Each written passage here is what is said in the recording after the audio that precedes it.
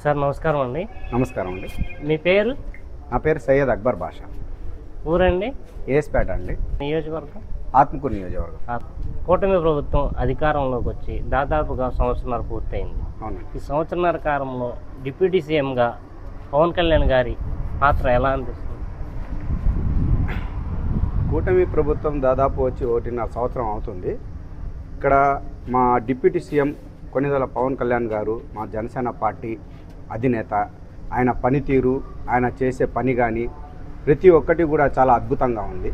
ఆయన చేసే ప్రతిదీ కూడా జనాల కోసం ఆలోచించి రాబోయే తరానికి ఎలాంటి పనులు కావాలి, మనకి ఎలా ఉంటే డెవలప్మెంట్ అవుతుంది అనేది కూడా ఆయన బాగా ఆలోచించి ప్రతిదీ కూడా రోడ్లు వేయడం కానీ, పంచాయతీలో ఎలాంటి వసతులు కావాలి, మూగజీవాలు ఆవులు కానీ బర్రెలు కానీ వాళ్ళ కోసం ఎలాంటి ఫెసిలిటీస్ కావాలి, వానలు పడినా పడకపోయినా దానికి ఎటువంటి వాళ్ళకి ఆహారం అందాలి, వాటర్ తాగడానికి ఫెసిలిటీస్, ఆ తొట్టిలు కట్టించడం కానీ అలాంటి పనులు కూడా ఆలోచించి పవన్ కళ్యాణ్ గారు చాలా బాగా మంచి నిర్ణయం తీసుకొని ప్రతి గ్రామంలో పల్లెల్లో కూడా ఇలాంటి నీళ్ళ ట్యాంకీలు ఉండాలి అని ఆయన తీసుకున్న నిర్ణయం చాలా మంచి నిర్ణయం అండి.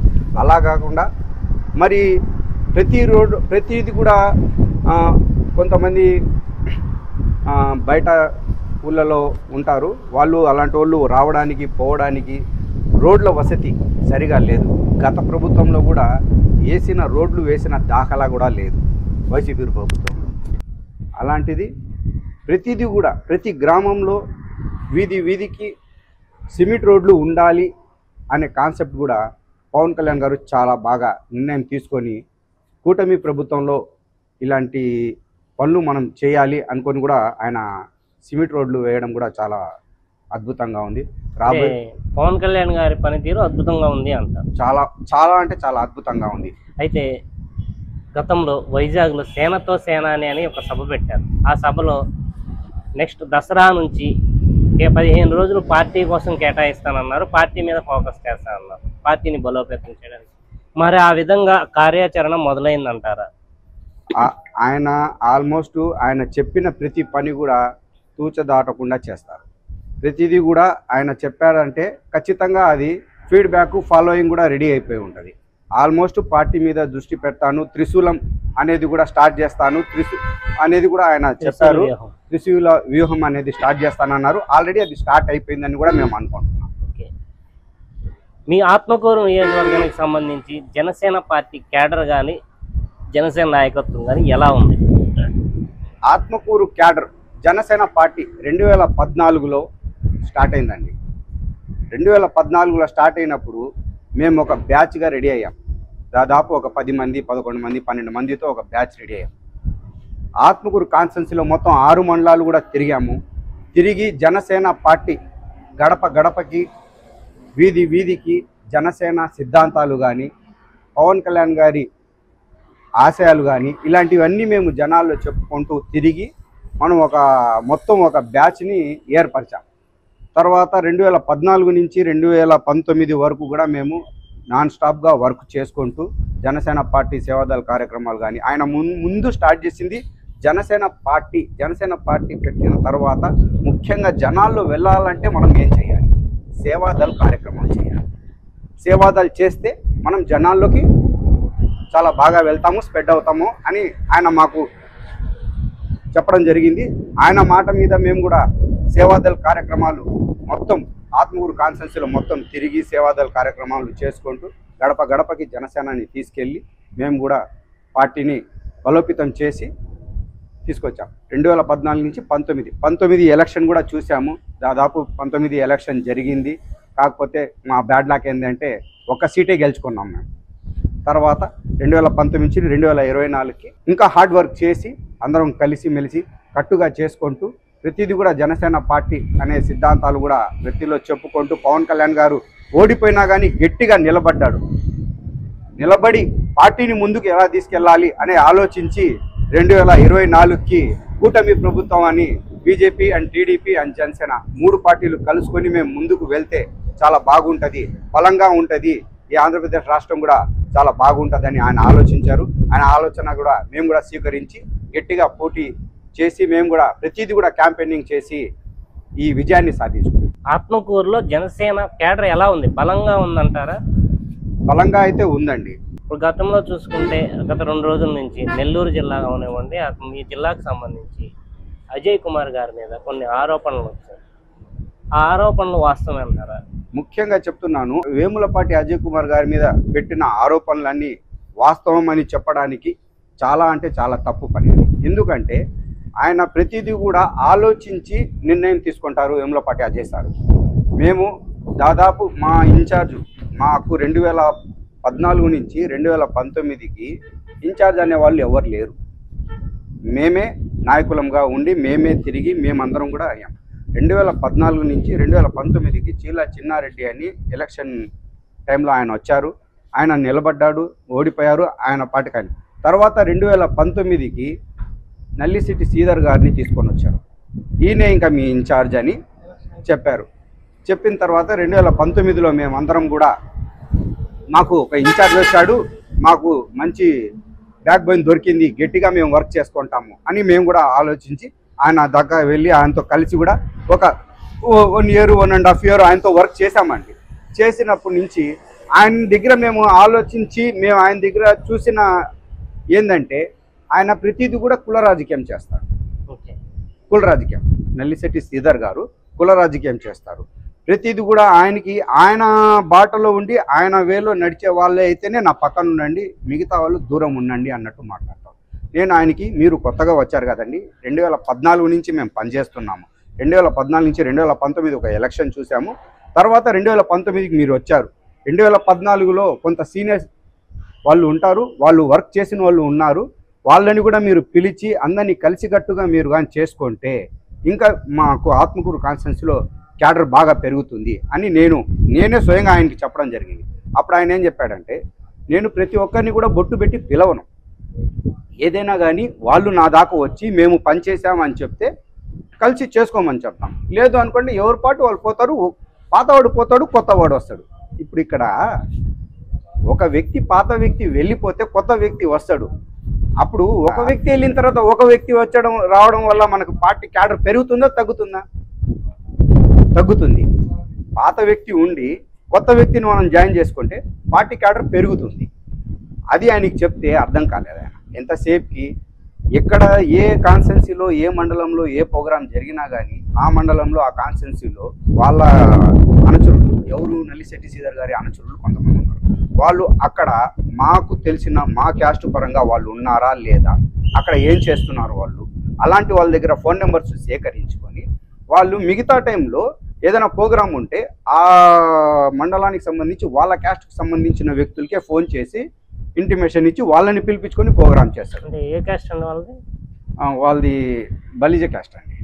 అంటే మీరు క్యాస్ట్కి ఇంపార్టెన్స్ ఇస్తారంటున్నారు, ఏమన్నా ప్రూఫ్ ఉందా? ఏ విధంగా చెప్తున్నారు అలా? ఆ ప్రూఫ్గా అంటే నేను ఒక ముస్లిమ్స్ అండి, నా పేరు సయ్యద్ అక్బర్ బాషా.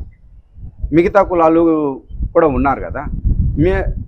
ఇప్పుడు నాకు పవన్ కళ్యాణ్ గారు నా పనితీరు చూసి నేను మంచిగా పని చేస్తున్నాను, వర్క్ చేస్తున్నాను అని చూసుకున్న తర్వాతే కదా నాకు ఒక ఏస్పేట మండలానికి అధ్యక్షుడిగా ఇచ్చారు.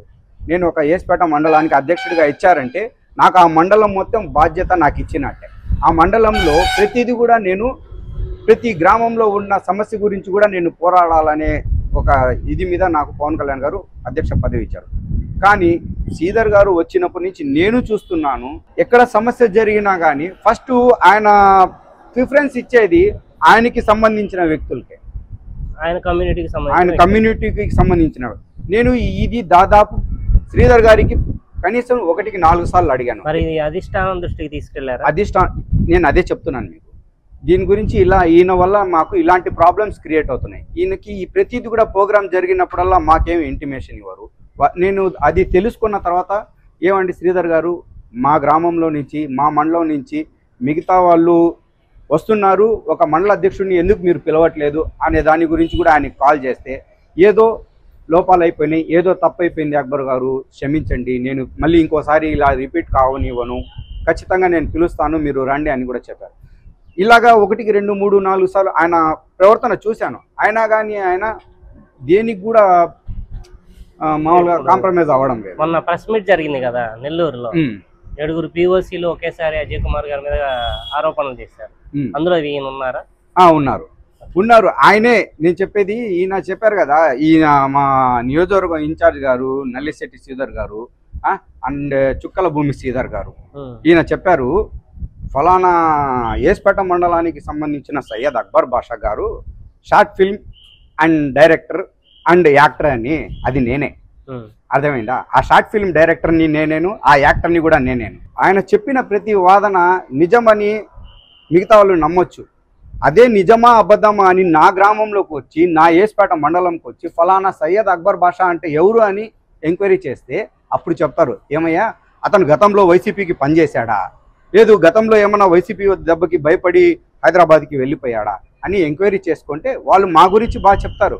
ఏం చెప్తారో అది మా నోటితో మేం చెప్పడం కన్నా ప్రజల నోటితో వింటే ఇంకా బాగుంటుంది కదా. అది వచ్చి ఆయన్నే ఎంక్వైరీ చేసుకోమని చెప్పాను. అంటే వీళ్ళు ప్రధానంగా ఆరోపణలు చేసింది ఏంటంటే, ఒక కాన్ఫ్లిక్ట్ మేనేజ్మెంట్ హెడ్ గా ఉన్న అజయ్ కుమార్ గారి మీద కేసులు పెట్టి జనసేనకు సంబంధించిన వాళ్ళ మీద ఆ కేసుల్ని విత్డ్రా చేసుకోవాలంటే కొంత అమౌంట్ అనేది డిమాండ్ చేస్తున్నారు.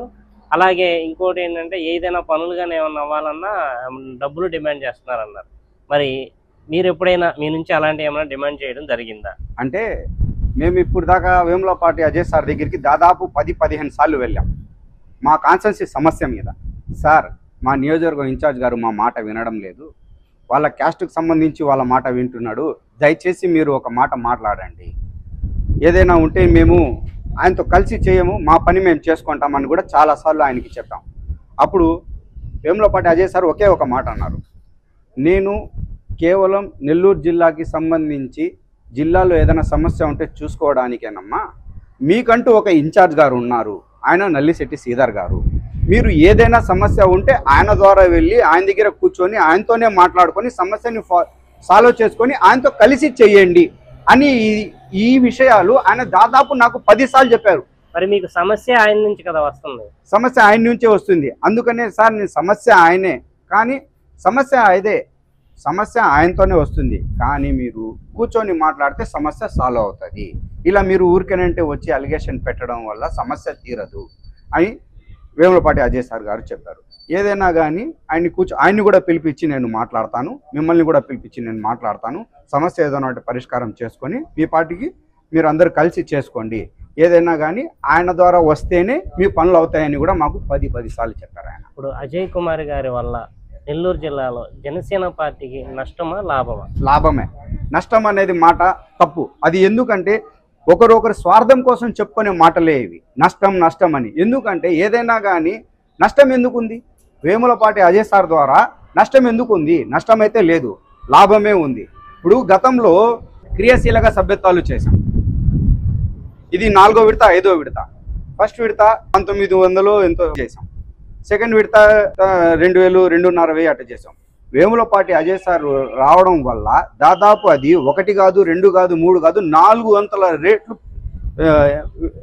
పెరిగి క్రియాశీలక సభ్యత్వాలు చేసాం. అప్పుడు లాభమా నష్టమా? అయితే ఇప్పుడు టోటల్గా చూసుకుంటే నెల్లూరులో అవనివ్వండి నాయకత్వ లోపం ఉందంటున్నారు, అలాగే మీకు ఆత్మకూరులో కూడా నాయకత్వ లోపం అనేది ఉందంటారా? మాకైతే ఆత్మకూరు కాన్స్టిట్యున్సీలో నాయకత్వ లోపం ఉంది కాబట్టే ఆత్మకూరులో 2 వర్గాలుగా స్టార్ట్ అయినాయి. ఈ 2 వర్గాలుగా స్టార్ట్ అయినందువల్ల ఆ వర్గం ఎలా దూరం అయిందంటే ఆ క్యాస్ట్కి సంబంధించిన వర్గమే దూరమైంది. రెండో వర్గానికి ఏంటంటే అన్ని కులాలు కలుపుకొని ప్రతిదీ కూడా ఇక్కడికి వెళ్తుంటే మాకు గౌరవం ఉంది, ఇక్కడికి వెళ్తుంటే పనులు అవుతున్నాయి, ఇక్కడికి వెళ్తుంటే ప్రతి ప్రోగ్రాం కూడా ఆనందంగా మేము చేస్తున్నాము అనే ఒక నమ్మకము, ఒక ధైర్యం ఉంది కాబట్టే రెండో వర్గానికి జనాలు వస్తున్నారు. నాయకత్వ లోపం ఉన్నది, ఆ నాయకత్వ లోపం పోవాలంటే మీరు అధిష్టానానికి ఇచ్చే సూచనలు సలహాలు ఏమన్నా ఉన్నాయా?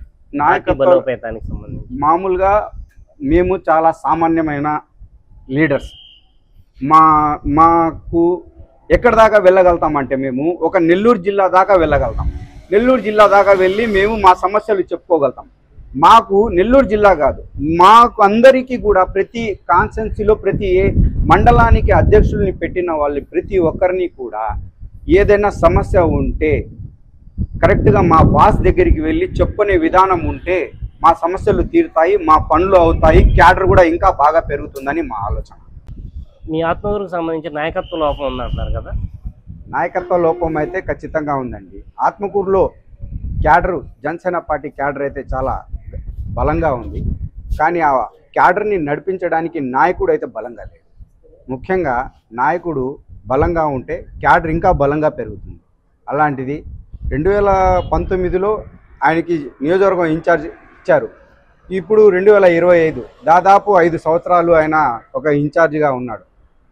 కేవలం ఒక ఇన్ఛార్జికి ఒక పార్టీ, జనసేన పార్టీ కానీ మిగతా పార్టీలు కానీ ఒక కాన్స్టిట్యున్సీకి ఒక నియోజకవర్గం ఇన్ఛార్జిగా కేటాయిస్తే ఆ పార్టీ జెండా ఎగరవేసి ఆ పార్టీ గౌరవాన్ని పెంచుతారు. కానీ మా నియోజకవర్గంలో ఆత్మకూరు కాన్స్టిట్యున్సీలో నల్లిశెట్టి శ్రీధర్ గారికి ఇన్ఛార్జ్ పదవి ఇచ్చి 5 సంవత్సరాలు అవుతున్నా కానీ ఇప్పుడు దాకా మా జనసేన జెండా ఆత్మకూరులో రెపరెపలు ఆడుతుందా అని మేము కల్లారా చూద్దాం అనుకున్నా కానీ జెండా లేదు. మా ఏస్పేట మండలంలో మొట్టమొదటిగా మేము వేసాం జెండా. సంగం మండలంలో ఒక జెండా ఉంది, మరిపాడులో ఒక జెండా ఉంది. అలాంటిది ఆత్మకూరు కాన్స్టిట్యున్సీలో ఒక ఇన్ఛార్జ్ అయి ఉండి కూడా ఇప్పుడు దాకా జెండా పాత లేదంటే ఏమనాలి?